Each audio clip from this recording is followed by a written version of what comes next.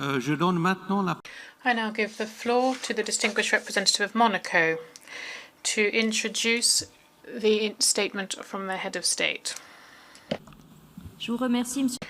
Thank you, President. I have the honor to introduce the speech from His Serene Highness Prince Albert II of Monaco at the general debate of the 76th session of the General Assembly.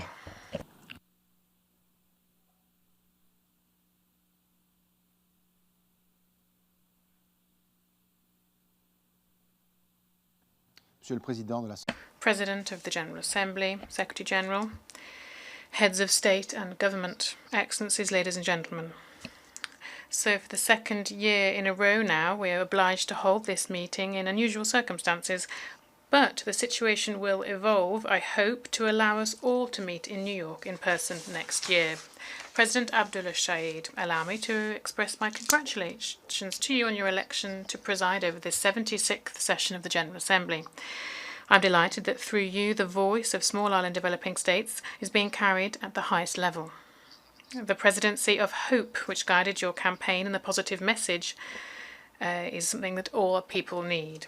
I'd like to also pay tribute to your predecessor, His Excellency Mr. Volkan Bozkir, who allowed the General Assembly to do its job in this difficult context.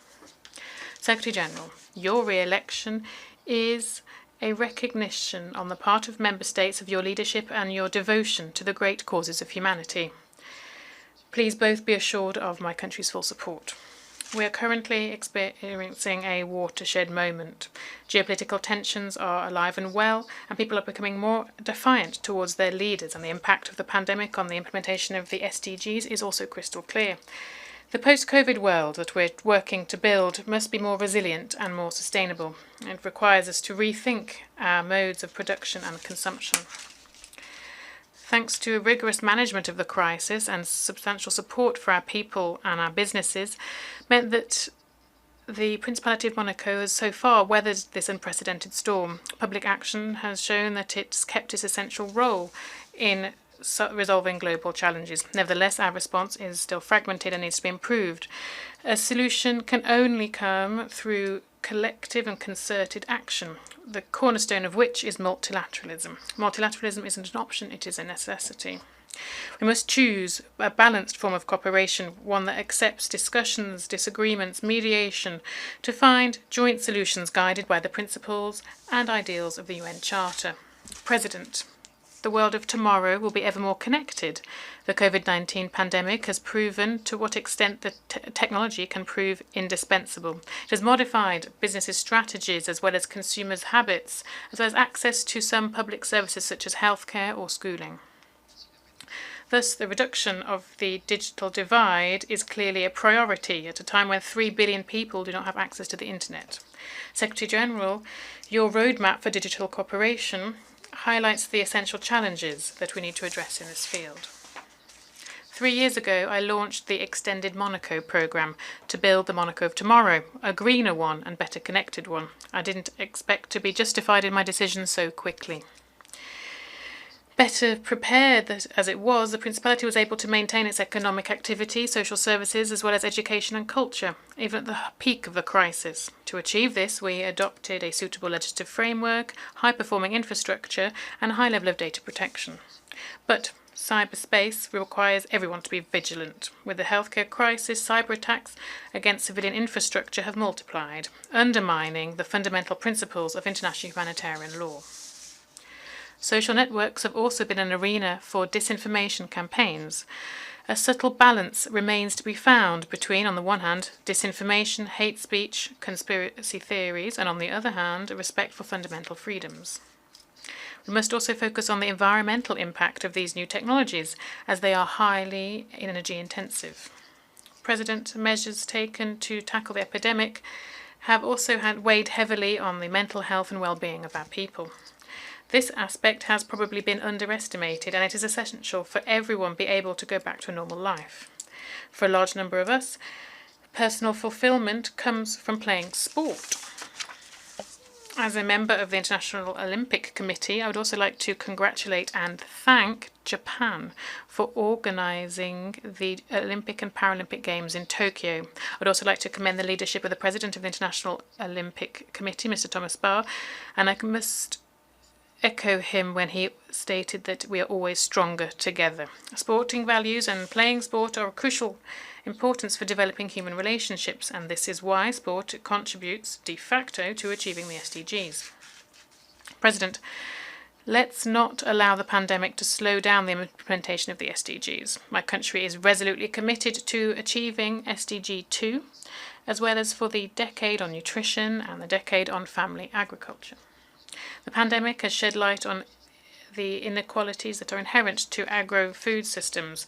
In looking at a summit on food systems and a high-level dialogue on energy, you are giving these issues their rightful place on the political agenda, reconciling the struggle to protect the climate and the needs for 10 billion people in 2050. President, Secretary General, Monaco is continuing its energy transition to achieve the goal that I set on the occasion of the 5th anniversary of the Paris Agreement, i.e.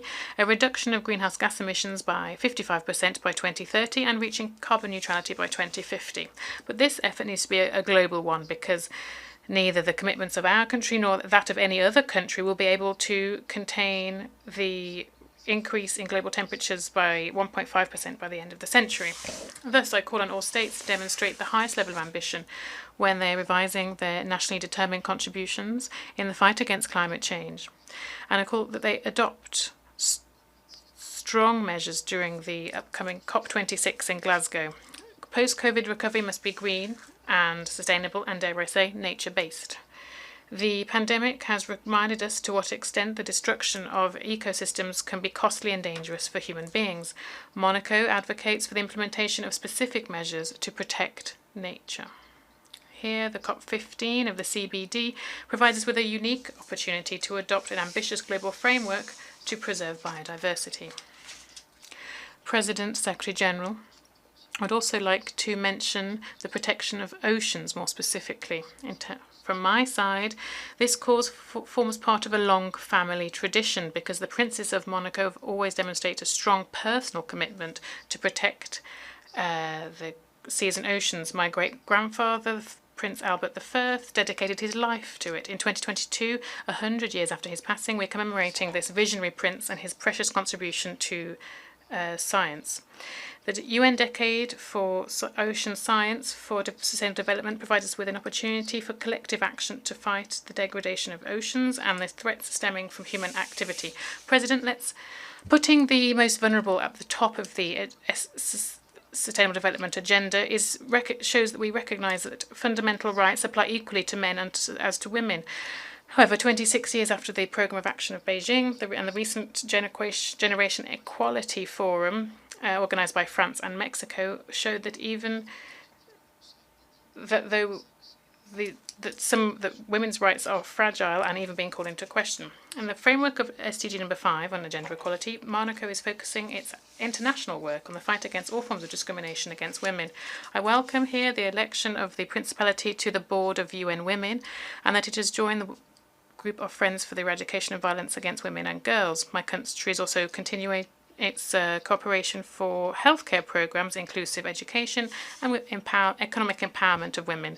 Finally, Monaco welcomes the recent appointment of the new advocate for every woman and every child, Ms. Kersti Kaljulaid, President of Estonia, whose noble mission will be to mobilise us around the needs for healthcare needs of women and children. President, Secretary General, the crisis that we're currently going through has underscored the importance of science, technology and innovation, and led to an acceleration in discoveries and collaborations in science.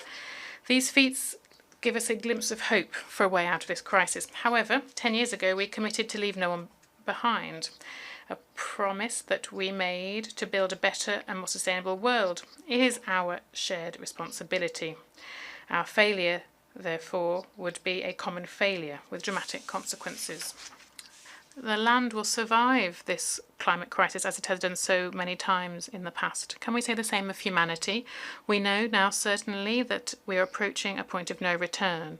For far too long now, we've prioritised prioritised material and political considerations. Faced with an existential risk, we cannot wait any longer.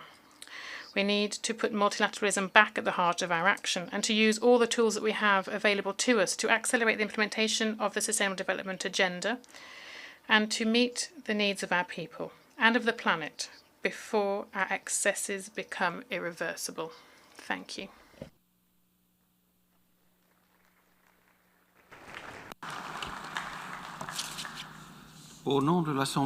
On behalf of the General Assembly, I would like to thank the Sovereign Prince of Monaco for the statement just made.